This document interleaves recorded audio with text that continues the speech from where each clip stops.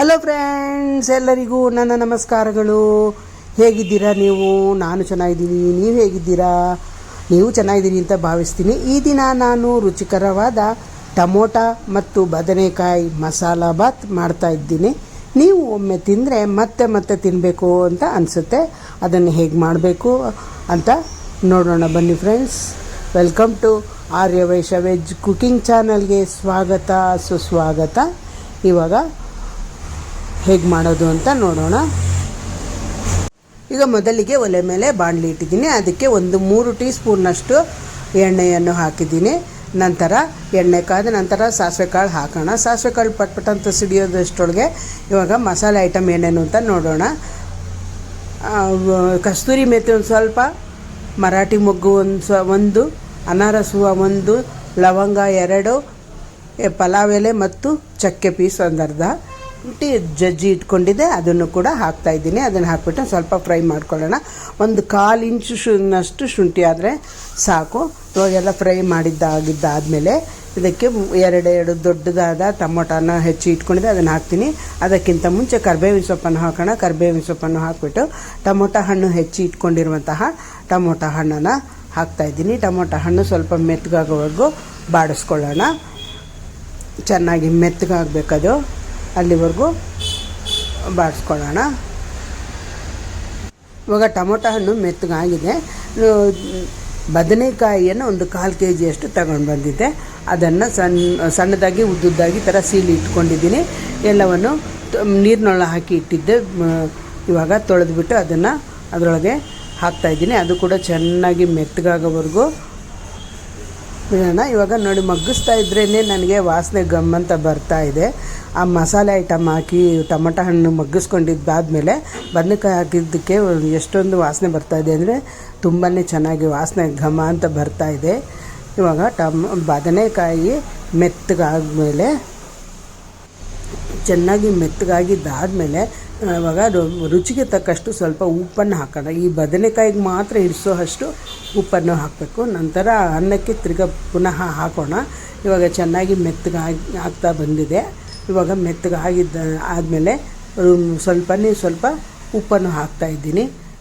1/4 tea ಸ್ಪೂನ್ನಷ್ಟು ಉಪ್ಪನ್ನು ಹಾಕ್ತೆ. ನಂತರ 1 tea ಸ್ಪೂನ್ನಷ್ಟು ಅಚ್ಚ ಖಾರದ ಪುಡಿಯನ್ನು ಹಾಕ್ತಾಯಿದ್ದೀನಿ. ಅಚ್ಚ ಖಾರದ ಪುಡಿ ಅಂದರೆ ಉಪ್ಪಿನಕಾಯಿಗೆ ಹಾಕ್ತೀವಲ್ಲ, ಆ ಖಾರದ ಪುಡಿಯನ್ನು 1/4 ಟೀ ಸ್ಪೂನ್ನಷ್ಟು ಹಾಕ್ತಾಯಿದ್ದೀನಿ. 1 ಟೀ ಸ್ಪೂನ್ನಷ್ಟು ಅಚ್ಚ ಖಾರದ ಪುಡಿಯನ್ನು ಹಾಕ್ಬಿಟ್ಟು ಚೆನ್ನಾಗಿ ಮಿಕ್ಸ್ ಮಾಡ್ಕೊಳ್ಳೋಣ. ಉಪ್ಪು ಖಾರ ಎಲ್ಲನೂ ಬದನೆಕಾಯಿ ಹೋಳಿಗೆ ಹೊಂದ್ಕೊಳ್ಬೇಕು, ಅಲ್ಲಿವರೆಗೂ ಚೆನ್ನಾಗಿ ಮಿಕ್ಸ್ ಮಾಡ್ಕೊಳ್ಳೋಣ. ಇದು ಚೆನ್ನಾಗಿ ಮಿಕ್ಸ್ ಮಾಡಿದ್ದಾದಮೇಲೆ ಒಲೆಯನ್ನು ಆರಿಸ್ಬಿಟ್ಟು ಪಕ್ಕಕ್ಕೆ ಇಟ್ಕೊಂಡು ಬಿಡೋಣ ಬಾಣಲೆಯನ್ನು. ಇವಾಗ ಎಲ್ಲ ಆಗಿದೆ. ನಂತರ ಒಂದು 1/4 kg ಅನ್ನವನ್ನು ಮಾಡ್ಕೊಂಡು ಇಟ್ಕೊಂಡಿದ್ದೆ. ಇವಾಗ ಈ ಬಾಣಲಿಗೆ ಹಾಕ್ಬಿಡೋಣ. ಅದನ್ನು ತಣ್ಣಗಾಗೋದಕ್ಕೆ ಬಿಡಬೇಕಾಗುತ್ತೆ. ಇವಾಗ ಅದು ಹಾಕಿಬಿಟ್ಟು ತಣ್ಣಗಾಗೋಷ್ಟರೊಳಗೆ ಇನ್ನೂ ಒಂದು ಸಲ ಒಗ್ಗರಣೆಗೆ ಹಾಕಬೇಕಾಗುತ್ತೆ. ಉದ್ದಿನಬೇಳೆ, ಕಡಲೆಬೇಳೆ ಎಲ್ಲನೂ ಒಗ್ಗರಣೆಗೆ ಹಾಕಬೇಕಾಗುತ್ತೆ. ಇವಾಗ ಅದನ್ನು ಕೂಡ ಹಾಕ್ತಾಯಿದ್ದೀನಿ. ಇವಾಗೆಲ್ಲ ಬಗ್ಸಿರೋದಾಗಿದೆ. ಇವಾಗ ಇನ್ನೊಂದು ಬಾಣಲಿಯನ್ನು ಇಟ್ಕೊಳ್ಳೋಣ. ಇನ್ನೊಂದು ಬಾಣಲಿ ಇಟ್ಬಿಟ್ಟು 1-2 ಟೀ ಸ್ಪೂನ್ನಷ್ಟು ಎಣ್ಣೆಯನ್ನು ಹಾಕೋಣ. ಉದ್ದಿನಬೇಳೆ ಮತ್ತು ಕಡಲೆಬೇಳೆ ಮಾತ್ರ ಫ್ರೈ ಮಾಡ್ಕೊಳ್ಳೋದಕ್ಕೆ ಹಾಕ್ತಾಯಿದ್ದೀನಿ. ಇದು 2 ಟೀ ಸ್ಪೂನ್ನಷ್ಟು ಹಾಕಿದ್ದೀನಿ. ನಂತರ ಇದಕ್ಕೆ ಒಂದು ಸ್ವಲ್ಪ ಎಣ್ಣೆ ಕಾದ ನಂತರ ಸ್ವಲ್ಪನೇ ಜೀರಿಗೆ ಹಾಕೋಣ. ಜೀರಿಗೆ ಹಾಕಿದ್ದಾದಮೇಲೆ 1/4 ಟೀ ಸ್ಪೂನ್ನಷ್ಟು ಮಾತ್ರ ಜೀರಿಗೆಯನ್ನು ಹಾಕ್ತಾಯಿದ್ದೀನಿ. ಅದು ಹಾಕಿದ್ದಾದಮೇಲೆ ಅದಕ್ಕೆ 2 ಟೀ ಸ್ಪೂನ್ನಷ್ಟು ಕಡಲೆಬೇಳೆಯನ್ನು ಇಟ್ಕೊಂಡಿದ್ದೀನಿ. ಇವಾಗ ಅದು ಜೀರಿಗೆ ಕಾಳು ಸ್ವಲ್ಪ ಫ್ರೈ ಆಗಿದ್ದಾದಮೇಲೆ ಕಡಲೆಬೇಳೆ 2 ಟೀ ಸ್ಪೂನ್ನಷ್ಟು ಹಾಕ್ತಾಯಿದ್ದೀನಿ.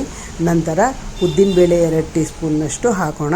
ಉದ್ದಿನಬೇಳೆ ಮತ್ತು ಕಡಲೆಬೇಳೆ ಒಂದು ಸ್ವಲ್ಪ ಕೆಂಪಗಾಗೋವರೆಗೂ ಬಿಡೋಣ. ಕೆಂಪಗಾಗಿದ್ದಾದಮೇಲೆ ಹಸಿಮೆಣಸಿನ್ಕಾಯಿ 2 ಹೆಚ್ಚಿ ಇಟ್ಕೊಂಡಿದ್ದೆ, 2 ಹಾಕ್ತಾಯಿದ್ದೀನಿ. ಯಾಕೆಂದರೆ ಅಚ್ಚ ಖಾರದ ಪುಡಿ ಹಾಕಿರೋದ್ರಿಂದ ಖಾರ ಜಾಸ್ತಿ ಆಗೋಗುತ್ತೆ. ಹಸಿಮೆಣಸಿನ್ಕಾಯಿ 2 ಇವಾಗ ಹಾಕ್ತಾಯಿದ್ದೀನಿ. ಅದು ಹಾಕ್ಬಿಟ್ಟು ಸ್ವಲ್ಪ ಬಾಡಿಸ್ಕೊಂಬಿಡೋಣ.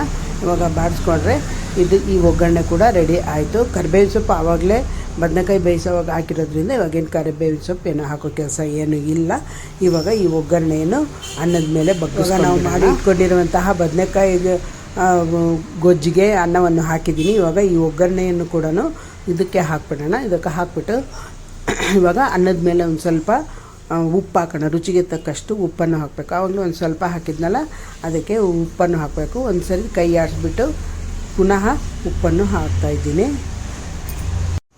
1 ಟೀ ಸ್ಪೂನ್ನಷ್ಟು ಉಪ್ಪನ್ನು ಇಡಿಸುತ್ತೆ ಇದು. ರುಚಿಗೆ ತಕ್ಕಷ್ಟು ಉಪ್ಪನ್ನು ಹಾಕ್ಬಿಟ್ಟು ಎಲ್ಲ ಚೆನ್ನಾಗಿ ಮಿಕ್ಸ್ ಮಾಡ್ಕೊಳ್ಳೋಣ. ಎಲ್ಲ ಚೆನ್ನಾಗಿ ಮಿಕ್ಸ್ ಮಾಡಿಕೊಂಡ್ರೆ ಟೊಮೊಟೊ ಮತ್ತು ಬದನೆಕಾಯಿಯ ಮಸಾಲ ರೈಸ್ ಬಾತ್ ರೆಡಿ. ನೋಡಿ, ಇದು ಕಲಿಸ್ತಾ ಇದ್ದರೆ ವಾಸನೆ ಮತ್ತು ಘಮ್ ಅಂತ ಬರ್ತಾಯಿದ್ರೆ ನೋಡ್ತಾ ಇದ್ರೇ ನಿಮಗೂ ಕೂಡ ತಿನ್ನಬೇಕು ಅಂತ ಅನಿಸುತ್ತಾ. ನೋಡೋದಕ್ಕೆ ವಾಂಗಿಬಾತ್ ಥರನೇ ಇದೆ. ಇದು ವಾಂಗಿಬಾತ್ ಅಲ್ಲ,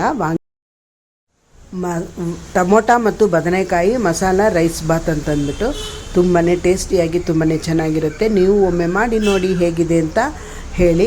ಈ ವಿಡಿಯೋ ನಿಮಗೆ ಇಷ್ಟ ಆದಲ್ಲಿ ಲೈಕ್ ಮಾಡಿ, ಶೇರ್ ಮಾಡಿ, ಕಾಮೆಂಟ್ ಮಾಡಿ ಮತ್ತು ಆರ್ಯವೈಶ ವೆಜ್ ಕುಕಿಂಗ್ ಚಾನಲ್ಗೆ ಸಬ್ಸ್ಕ್ರೈಬ್ ಮಾಡ್ಕೊಳ್ಳಿ ಅಂತ ಹೇಳ್ತಾ ಈ ವಿಡಿಯೋನ ಇಲ್ಲಿಗೆ ಮುಗಿಸ್ತಾ ಇದ್ದೀನಿ. ಮುಂದಿನ ವಿಡಿಯೋದಲ್ಲಿ ಭೇಟಿಯಾಗೋಣ. ಈ ವಿಡಿಯೋ ನೋಡಿದ್ದಕ್ಕಾಗಿ ತುಂಬ ಧನ್ಯವಾದಗಳು.